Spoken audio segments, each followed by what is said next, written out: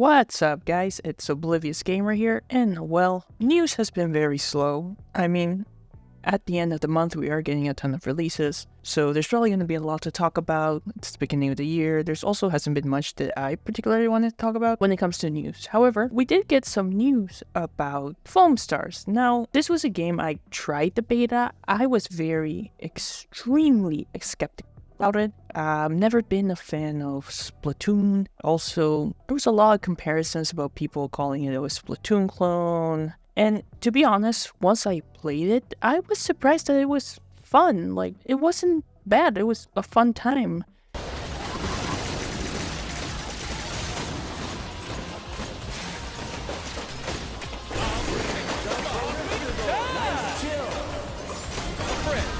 Victory will soon be up. Just always win. Yeah, get fucked, bitch. Citizens of Vegas. Finally. This was so long. Justice always wins. I am the ultimate Jed Justice.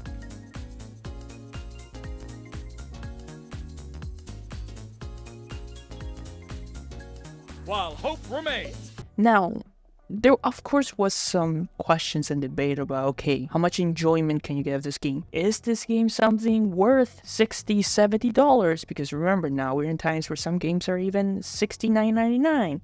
So at least for me, I was looking at it from that angle. And at the same time, when was the game gonna come out and all that kind of stuff? And well, we actually have news about the release date and the pricing for the game, which is surprisingly interesting. Like, I wasn't expecting this.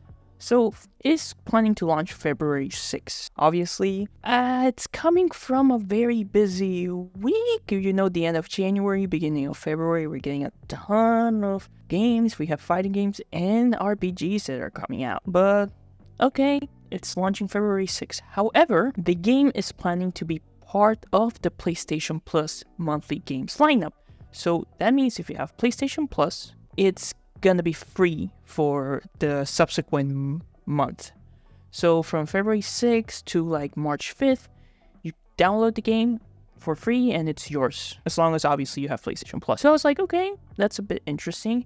And then once it's out of the PlayStation Plus monthly lineup, the game is gonna be priced at $29.99, so not a full price game. That's not that bad. Though I can definitely see this is probably gonna be a game that's gonna have a lot of microtransactions. It's Square Enix. Even the $29.99 price, maybe they should have just gone full free to play, but then the microtransactions could have probably been even more egregious. That's this whole last debate. But yeah, the game is launching free-ish if you have PlayStation Plus. Now, will it work? Well, it won't work. I mean, one of the biggest reasons for doing this is more people can play it. Like, there's no initial price, so people can just try it out as long as they have PlayStation Plus, which you need to play online because this is a basically multiplayer game. But I don't feel that always works, so we will have to see if this turns out to be something successful. There's a lot of games that come out in this format. They're like, oh, free for the first month because they're part of the PlayStation Plus lineup, but then they fall off. I mean, we have success stories. Of course, Rocket League, I remember, was one of those games that was part of the PlayStation Plus lineup and then it just became something huge. However, if you remember, we also have Destruction All-Stars, which was an original PlayStation game that it didn't last that long. I mean, it kind of followed that model, so we will have to see if it will work. Knockout City also did the same thing. Came out and part of the PlayStation Plus lineup and then it just faded away. So as much as there are some success stories, there's also a lot of failures. So we will have to see if this is something that ends up working. Could take off, but at the same time, it could just be unsuccessful. And I wouldn't be surprised if it isn't.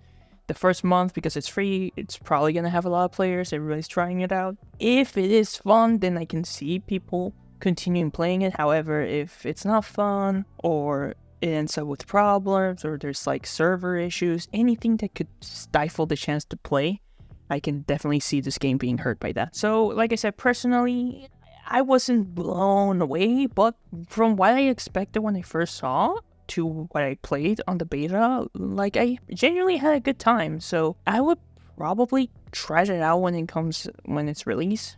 I don't know if it's just gonna be something that I'll be playing constantly, but it's something that maybe like I could play for like the first couple of days when it's out because hey, it's had a good time. We'll see with all the modes and stuff what else there is with this game. But yeah, I mean, I thought it was a bit interesting, the release date and the way that they are approaching it. We will have to see if this ends up being successful or not.